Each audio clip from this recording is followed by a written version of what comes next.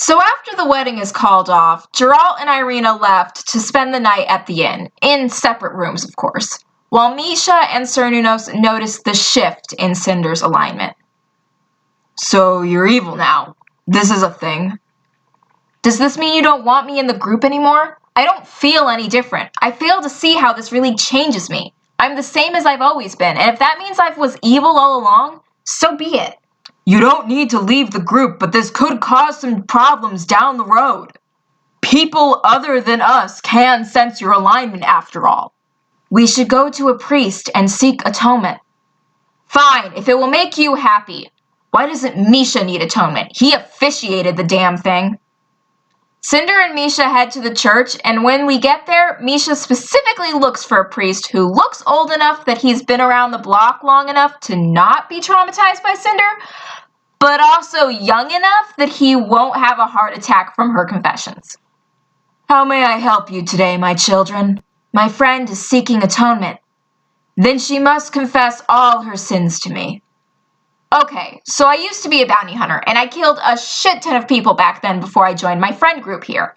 And I never really think about it all that much because I never really cared about killing people. It was the family business after all. Hold on a moment. Continue.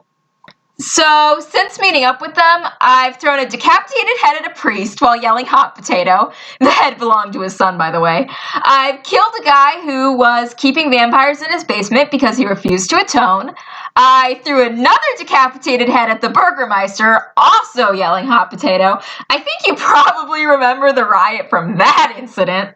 I helped Misha murder our friend who was a total asshole, and I gaslighted a woman into thinking she was pregnant and orchestrated a wedding just to see her get left at the altar, only to spill my friend's dirty laundry in front of the whole town. Were you there for that, by the way? I'm sorry if I don't recognize you. It was a big crowd after all.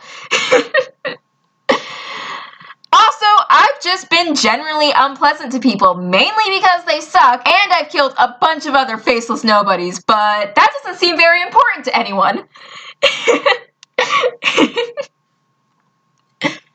Cinder, you shouldn't be laughing during confession. Wow. Okay.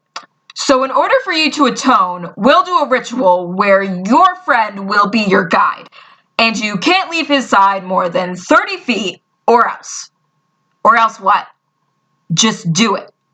Well, that's vague as hell. Once you commit 3 selfless good deeds, you will have achieved atonement and be able to leave his side. How will I know when I've done them? You'll just know. And how could I possibly perform a selfless good deed under these circumstances? Any good act I perform would be inherently selfish in some way because it would be for the sake of atonement.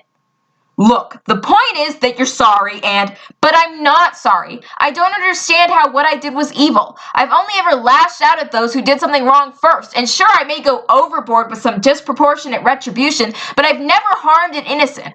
Well, directly at least. You have to be sorry for this to work. I don't know how I'm supposed to make myself feel a way I don't feel. Look, I don't have all day here. Okay then, I've had enough of you. You can go fuck yourself. I'm leaving. Come on, Misha.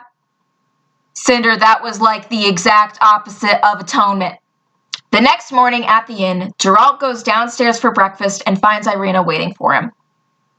Hi, Irina. Hello, Geralt. Would you like some coffee? Sure. You didn't do anything to it, right? Of course not. You know, I think this whole thing was just Cinder messing with us. Yeah. So, we're cool? Yeah, we're good. Oh, great, we finally found you. Cinder has something she would like to say. I'm sorry I went too far. Also, Irina, you're not pregnant. Oh, so that's how it's going to be then. Fine, screw you guys! Look, Geralt, you still with us for taking down Strahd? Of course I am. Then let's get going. Oh, no, I don't think so. I can't possibly stay in this town after the humiliation I've endured. Take Take me to Kresik! Okay, we'll make some preparations and then head out. I want to go now! Door's right there. No one's stopping you. Just waltz outside Valaki and right into Strahd's arms. You'll get yours one day, Cinder. Oh, please, bitch. I'd like to see you try. When we get to Kresik, we find that it's a walled-off community. The guard lets us in because the Burgermeister knew Irina's father, and we are invited in to help everyone get things ready for dinner. Cinder and Sir Nunos go to fill a barrel with water from the well. Hey, Sir Nunos, want to hear a joke? One day on a pirate ship, a new member joins the crew, and the captain tells him that if he ever feels the need arises, to just put his dick in the hole of a barrel to fulfill his urges. The captain says he can do this anytime he wants except Thursday, and when the new crew member asks what happens on Thursday, the captain says, well, Thursdays are your turn in the barrel. Cinder, you're so crass. What's the big deal? My older brother told me this story when I was like 11. Anyway, something seems weird about this well water. It has healing properties. Huh, neat. Well, anyway, let's get this ready for dinner. When we pour the well water into the barrel comes to life and walks off on its own.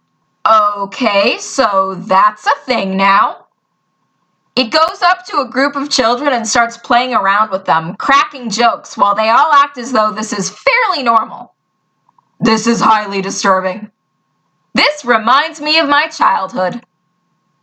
How? Hey kids, you want to hear a barrel joke? Cinder, no! That night, as we all sit down for dinner, Irina wanders off, and Geralt notices, following her to the well. From the well emerges the spirit of Sergei, calling out to Irina so he and Tatiana can be reunited at long last. In this moment, Irina fully becomes her past reincarnation and desperately runs towards him so they can finally rest in peace. But Geralt holds her back. Geralt thinks Irina's going to drown herself, and when the rest of us follow them outside, we come to the same conclusion, holding her back as she desperately tries to get to the well. Then the sky darkens, and the booming voice of Strahd yells that Sergei cannot have her.